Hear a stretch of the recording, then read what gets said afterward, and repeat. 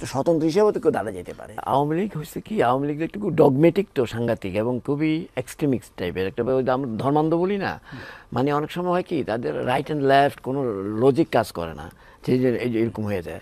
মানে এদের পার্সেন্টেজ কত আমি জানি অনেক আছে আর কি। তো কাজেই যেমন একটা ভোট ব্যাঙ্কও আছে, আমি সেটাতে যাচ্ছি না। তারা মনেই করতে এখন পর্যন্ত বাংলাদেশে বিএনপি বা অন্য রাজনৈতিক দল এখন পর্যন্ত অতটুকু সফল হয় না এই জিনিসটা ভেঙে দেওয়ার জন্য, যে না তোমরা আওয়ামী লীগের কাছে যতটা নিরাপদ তার চেয়ে বেশি নিরাপদ আমাদের কাছে। লীগ ছাড়া তারা আর অন্য কোনো দলে গেলে, অন্য দলকে সমর্থন করলে তারা যে নিরাপদ, বেশি নিরাপদ থাকতে পারে, তারা যে অনেক বেশি সুযোগ সুবিধা পেতে পারে, এটা ভাঙতে হবে। কাজে আপনি যে ভোটের কথা বলছেন, সেই ভোটের মেজরিটি ওই আওয়ামী লীগের ভোটটার মেজরিটি পর্যন্ত ওখানে, কিন্তু তারা কিন্তু খুব বেশি সরে না। কথাটা হয়তো শুনতে ভালো নাও লাগতে পারে, হ্যাঁ বাস্তবতা, কিন্তু এর বাইরে যারা আছে তাদের মধ্যেও আছে এরকম ডগমেটিক টাইপের। তো এদের মধ্যে এটা ডিপেন্ড করবে রাজনৈতিক দল হিসেবে বিএনপি সহ অন্য তারা আসলে কীভাবে এই রাজনীতিটা করতে পারেন, তাদেরকে এই সাইকেল থেকে ভোট টানলে হবে না। এখন শুনুন, আমি যেটা বলি, এই যে আগামীর যে নির্বাচন, সেই নির্বাচনে যদি মনে করেন আওয়ামী লীগ ইলেকশন করতে পারছে না, তারা কি স্বতন্ত্র হিসেবে তো কেউ দাঁড়া যেতে পারে? আমি শেষ করি, তারা এতটাই তাহলে ওই যদি স্বতন্ত্র হিসেবে কেউ দাঁড়িয়ে যায়, মনে করেন নন এন্টিটি, বাট সে মনে করেন আওয়ামী লীগের, সে হয়তো মনে করেন যে আওয়ামী লীগের ভোটার কনস্টিটিউয়েন্সি জানে, তারা কিন্তু খুব কনসাস থাকে, কিন্তু তখন তারা এমনও তো হইতে পারে তারাও তো ভোট দিতে পারে, এটা কথার কথা। আবার বিএনপি বা জামাত বা অন্য যারা, তারা কীভাবে ভোটটা টানবে?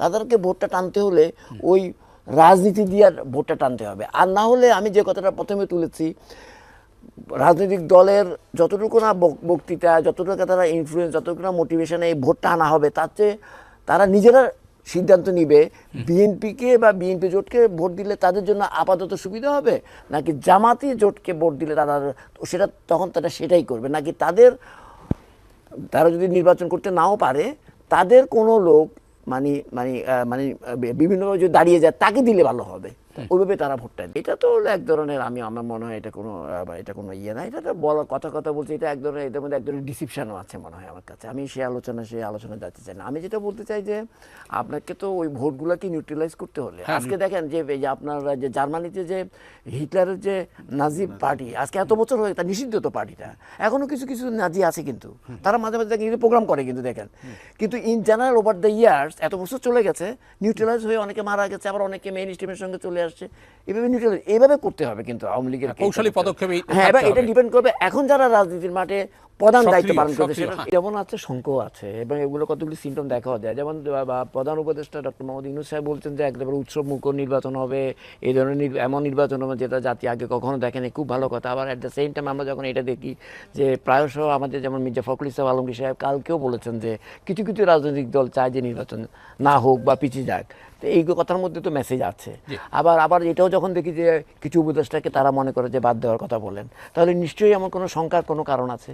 আবার জামাত ইসলামের লোকরাও কালকে যখন দেখা করেছেন বলেছেন কিছু উপদেষ্টার ব্যাপারে, এনসিপিও বলেছেন। আবার তারা তিনটা দলই, বিএনপি, জামাত এবং এনসিপি, প্রশাসনের ব্যাপারে বলছেন যে এখানে নিরপেক্ষ লোকের অভাব আছে।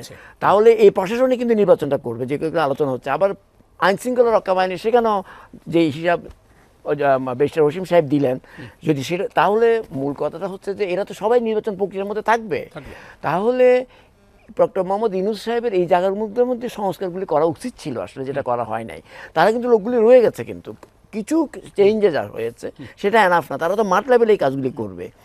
আপনি যে যারা অতীতে যে তিনটে নির্বাচনে যারা নির্বাচনী কর্মকাণ্ডে তাদেরকে বাদ দিলে আপনার নির্বাচনটা খুব একেবারে হয়ে যাবে, সেটাও তো শঙ্কা মুক্ত নয়।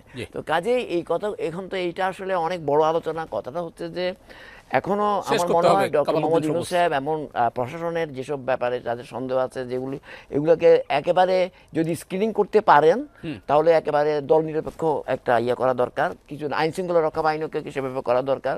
আর সবচেয়ে বড় কথা হচ্ছে যে রাজনৈতিক দলগুলো, বিশেষ করে বিএনপি সহ যারা নির্বাচনে অংশগ্রহণ করবে, তারা শুধু ভোট নেওয়ার জন্য বা দেওয়ার জন্যই চেষ্টা করবেন না, তারা এই নির্বাচনটা যাতে সত্যিকার অর্থে কেউ বন্ডুল করতে না পারে, ফেসিবাদীরা যাতে কোনোভাবে এটাকে সাবোটাইজ করতে না পারে।